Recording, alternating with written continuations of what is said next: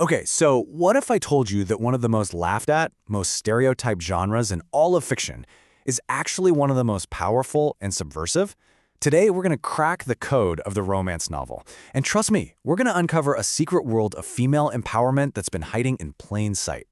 Come on, be honest. When you see a cover like this, what's the first thing that pops into your head? A damsel in distress, maybe? A super predictable plot? Well, what if all of that is just a big misunderstanding?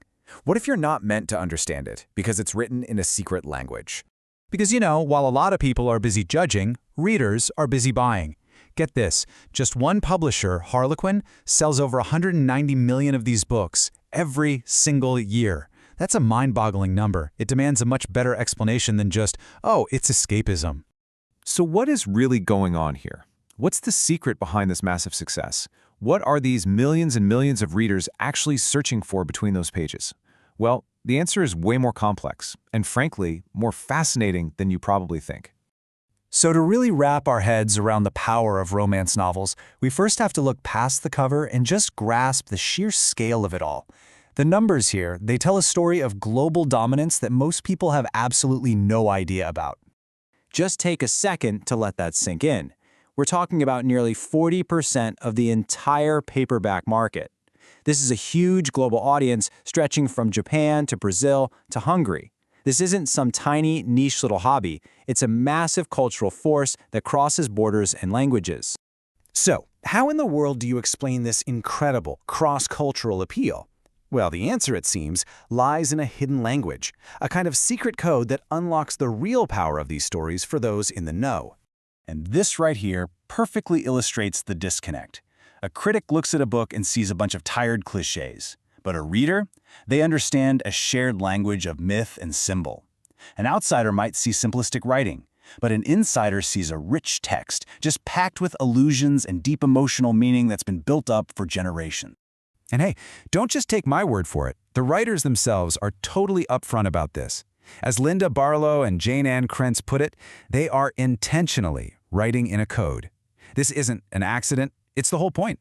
They're speaking directly to an audience that gets the secret language. So what even is this code? Well, think of it like a tapestry woven from shared myths, like the ancient story of Hades and Persephone, and plot devices we all recognize, like the marriage of convenience. These aren't just lazy plot points. They're powerful symbols that open up a deep dive into conflict, resolution, and the human psyche. Okay, now let's tackle one of the biggest myths about romance novels, this idea that they're all about weak women submitting to powerful men. The truth, at least according to the people who write them, is the complete opposite. And there you have it, straight from best-selling author Susan Elizabeth Phillips.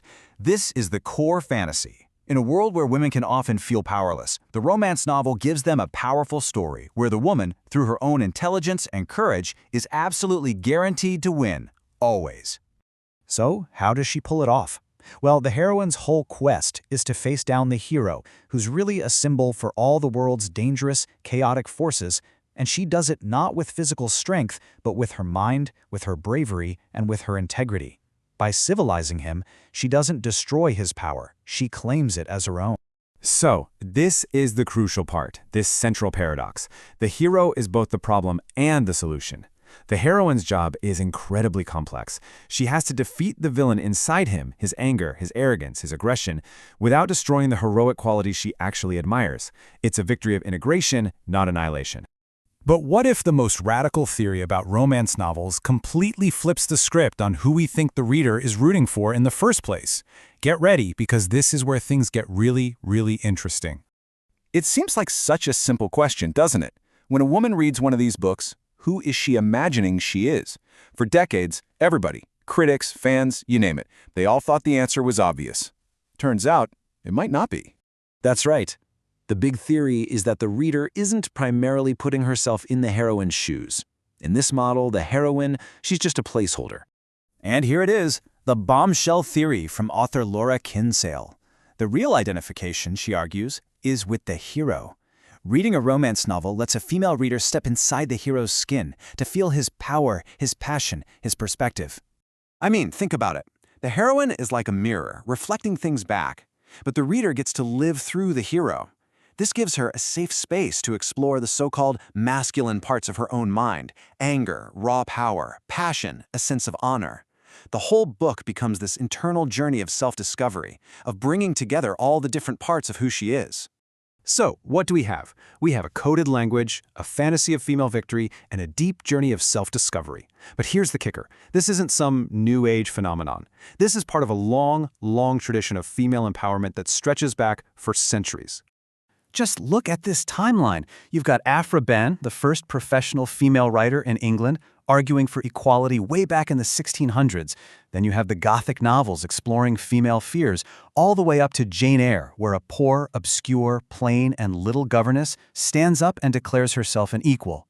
The modern romance novel isn't an accident. It's the direct descendant of this long, powerful line of subversive literature.